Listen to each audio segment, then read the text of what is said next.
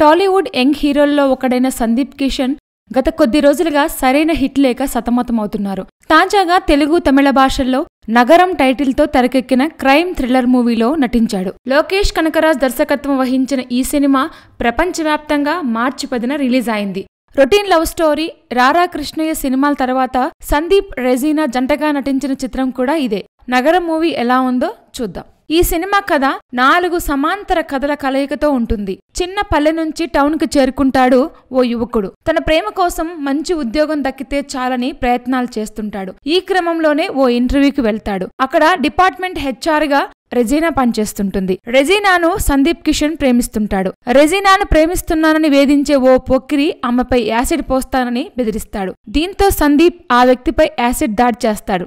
తన కొడుకు వైద్యం కోసం సిటీకి వస్తాడు డ్రైవర్ చార్లీ. సిటీ గురించి పెద్దగా తెలియకపోయినా ఏదోలా మేనేజ్ చేస్తుంటాడు. ఈ స్టోరీలు ఇలా ఉంటే సిటీలోనే పెద్ద రౌడీ అయిన పీకేపీ కొడుకును ఎవరో కిడ్నాప్ చేసి డబ్బుల కోసం పీకేపీని బెదిరిస్తుంటాడు. ఈ కిడ్నాప్ కు సందీప్, రెజీనాలకు ఉన్న లింక్ ఏంటి, చివరికి ఈ 4 కథలు ఎలా ముగిశాయి అన్నదే నగరం స్టోరీ. ఇక సినిమా విశ్లేషణ విషయానికొస్తే, సినిమాను స్టార్టింగ్ నుంచి ఎండింగ్ వరకు అద్భుతమైన సస్పెన్స్ ఎలిమెంట్స్ తో దర్శకుడు తీర్చిదిద్దిన విధానం బావుంది. సినిమాలో నెక్స్ట్ సీన్ ఏం జరుగుతుందా అని ప్రేక్షకులు ఉత్కంఠతో కన్నార్పకుండా తెరపైనే చూస్తుంటారు. చాలా కన్ఫ్యూజన్ ఉన్న కథను అద్భుతమైన స్క్రీన్ ప్లేతో దర్శకుడు తెరకెక్కించిన విధానం బావుంది. సినిమాలో హీరోయిజం అనేది లేకుండా కేవలం కాన్సెప్ట్ అండ్ క్యారెక్టర్ల చుట్టూనే తిరుగుతుంటుంది. ఇలాంటి క్యారెక్టర్లో నటించేందుకు ఒప్పుకున్న సందీప్ కిషన్ ను అభినందించాల్సిందే. హీరో ఇమేజ్ ను వదిలేసి కథలోని పాత్రలో ఇన్వాల్వ్ అయిపోయాడు. సాఫ్ట్వేర్ ఇంజనీర్ గా చేసిన శ్రీ రోల్ తో పాటు